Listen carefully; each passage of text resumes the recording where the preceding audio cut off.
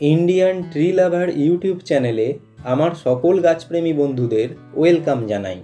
আজ এই ভিডিওটির মাধ্যমে বাড়ির বাগানে বা ছাদ বাগানে কিভাবে সারা বছর কলমি শাকের চাষ করা যায় তারই অভিজ্ঞতা আপনার সাথে শেয়ার করতে চলেছি।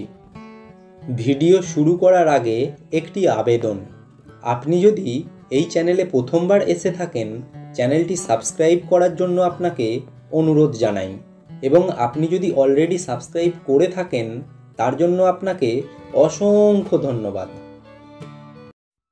প্রথমত আমি কলমি শাকের বীজ রোপণের জন্য প্রয়োজনীয় উপকরণ সংগ্রহ করে নিয়েছি।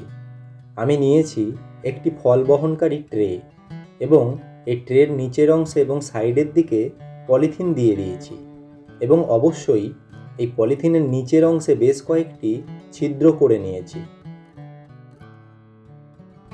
পলিথিনের নিচের অংশে থাকা ছিদ্রগুলি পরবর্তী সময়ে ড্রেনেজ হোলের কাজ করবে, এবং এই ড্রেনেজ হোলগুলোর ওপরে আমি কিছু ভাঙা টবের টুকরো দিয়ে দিচ্ছি, কারণ এই ছিদ্র দিয়ে যাতে মাটি বাইরে বেরিয়ে না চলে যায়। এখন আমি ওপরের দিকের 2 থেকে 3 ইঞ্চি ফাঁকা রেখে সম্পূর্ণ পটটি মাটি ভরে নেব।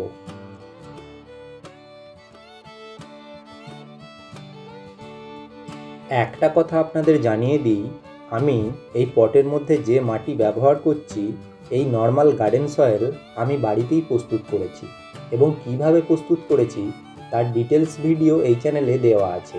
আমি ডেসক্রিপশানে লিংক দিয়ে দেবো, আপনি দেখে নিতে পারেন। পটের মধ্যে মাটি ভরা প্রায় কমপ্লিট। এখন আমি একদম ওপরের লেয়ারে চালনিতে করে চেলে নেওয়া ঝুড়ো মাটির একটি সুন্দর করে লেয়ার বিছিয়ে নেব।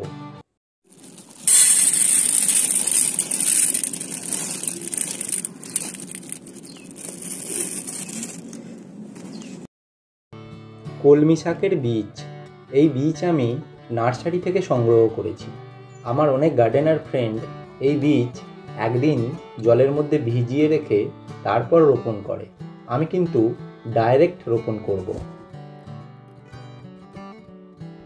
আমি নর্মালি পটের মাটির ওপরের অংশে বীজ ছড়িয়ে দিয়েছি, এবং এই বীজের ওপরে একটি পাতলা করে মাটির লেয়ার বিছিয়ে দেব। এই মাটির লেয়ার বেছানোর কারণ হলো যাতে পাখিতে বা পিঁপড়েতে এই বীজ খেয়ে না নেয়। বীজগুলি মাটি দিয়ে ঢেকে দেওয়ার পর আমি ভালো করে জল স্প্রে করে দেব।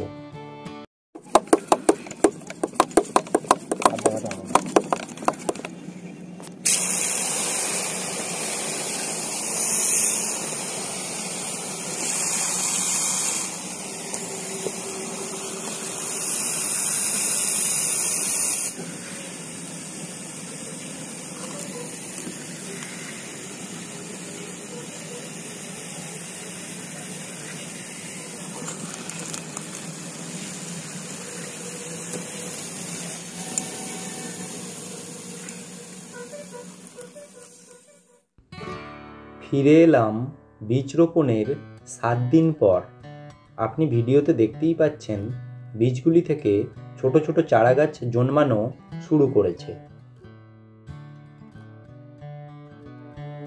এখন এই চারা গাছগুলির কোনো রকম পরিচর্যা করার কোনো প্রয়োজন নেই। কেবলমাত্র এই পটের ওপরের মাটি শুকনো হয়ে গেলে আমি একটু জল স্প্রে করে দিই। সেটা কখনো 2 দিন ছাড়া, আবার কখনো 3 দিন ছাড়া।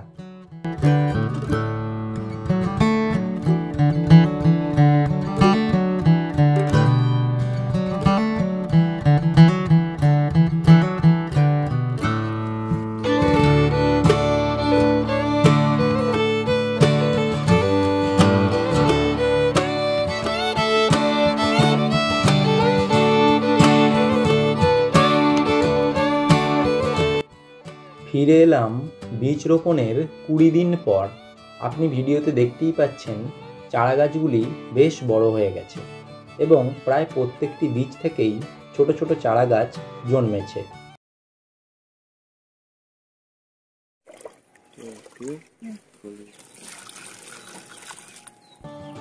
এই কলমি শাকের গাছ যাতে দ্রুত বৃদ্ধি পায় তার জন্য অতিরিক্ত খাবার হিসেবে তরল জৈব সার, সরিষার খোল পচানো জল পটের মাটিতে প্রয়োগ করলাম।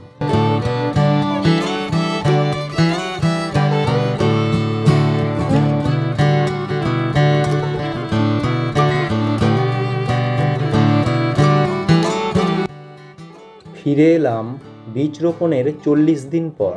গাছের গ্রোথ বেশ ভালোই, তা তো আপনি দেখতেই পাচ্ছেন।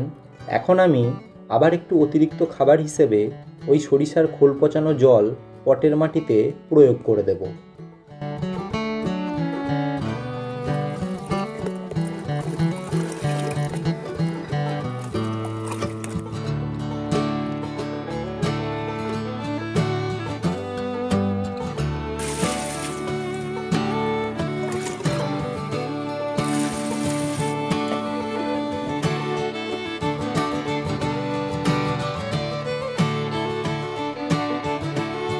বীজ রোপণের 60 দিন পর এখন সেই ছোট্ট ছোট্ট চারা গাছগুলি বা কলমি শাক এখন প্রায় খাওয়ার উপযুক্ত হয়ে গেছে।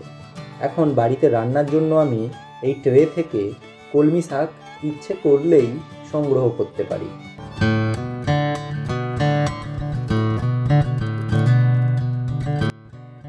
আজ আমি প্রথমবারের মতো এই ট্রে থেকে কলমি শাক সংগ্রহ করব। প্রত্যেকটা কলমি শাকের গাছের নিচের দিক থেকে 2 থেকে 3 ইঞ্চি রেখে ওপরের পাতাযুক্ত অংশ বা যেটাকে আমরা শাক বলি সেইটা আমরা কেটে নেব এবং ওই নিচের কাটা অংশ থেকে কয়েকদিনের মধ্যে আবার নতুন গজি ফেলে নতুন শাক হবে।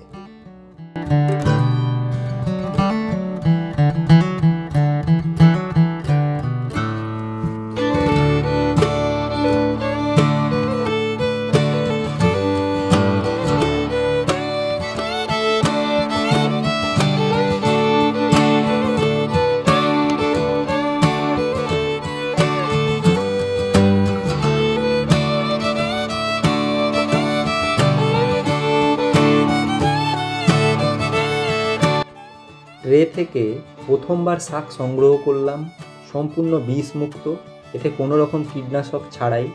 এবং আপনি ভিডিওতে দেখেইছেন আমি শুধু ওই 2 বার তরল জৈব সার হিসেবে অর্গানিক ফার্টিলাইজার, সরিষার খোল পচানো জল দিয়েছিলাম।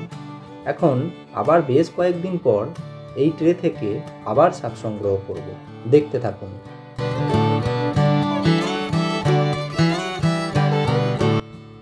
ফিরে এলাম বীজ রোপণের 65 দিন পর এবং প্রথমবার শাক সংগ্রহ করার 5 দিন পর।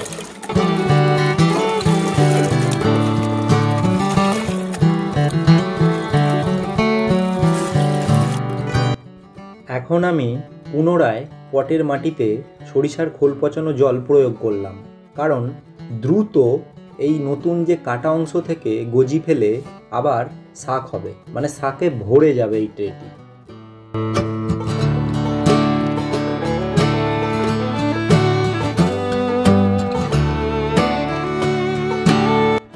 বীজ রোপণের 75 দিন পর আপনি ভিডিওতে দেখতেই পাচ্ছেন সেই কাটা অংশ থেকে, অর্থাৎ আমি যেখান থেকে শাক সংগ্রহ করেছিলাম, কেটে নিয়েছিলাম, সেই কাটা অংশ থেকে আবার নতুন করে গজি ফেলে আবার নতুন করে কলমি শাক হচ্ছে।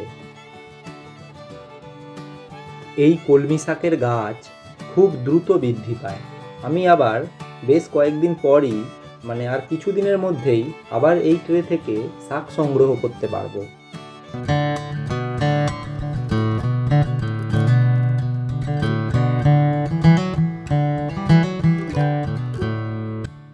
ফিরে এলাম বীজ রোপণের 100 দিন পর। আপনি ভিডিওতে দেখুন কলমি শাক কত বড় হয়ে গেছে। অর্থাৎ আমি মাঝে কিছুদিন বাড়িতে ছিলাম না, সেই জন্য আর কি এখান থেকে শাক সংগ্রহ করা হয়নি, তাই গাছগুলো বেশ বড় হয়ে গেছে। এগুলো কিন্তু ওই গজি থেকে হওয়া গাছ বা শাক, আপনি যাই বলুন। তো এখন আমি এই শাক সংগ্রহ করব ট্রেটি থেকে দ্বিতীয়বারের মতো, এবং এই একই পদ্ধতিতে ওই একবার কেটে নেওয়ার পর আবার কিন্তু এখান থেকে শাক হবে। এই ছিল ছাদ বাগানে কলমি শাক চাষ করার আমার অভিজ্ঞতা, যা আমি আপনার সাথে শেয়ার করলাম। আশা করি এই ভিডিওটির মাধ্যমে আপনি বুঝতে পারলেন কত সহজে, কত অল্প পরিশ্রমে, অল্প পরিচর্যায় ছাদ বাগানে সারা বছর কলমি শাকের চাষ করা যায়। এই ভিডিওটি যদি ভালো লাগে অবশ্যই একটা লাইক করবেন এবং আপনার যদি কোনো মতামত থাকে সেটা অবশ্যই আমাকে কমেন্ট বক্সে জানাবেন, তাতে আমি উপকৃত হব। শেষ পর্যন্ত ভিডিওটি দেখার জন্য আপনাকে অনেক ধন্যবাদ। আপনার দিনটি শুভ হোক এই বলে আজকের ভিডিও শেষ করলাম।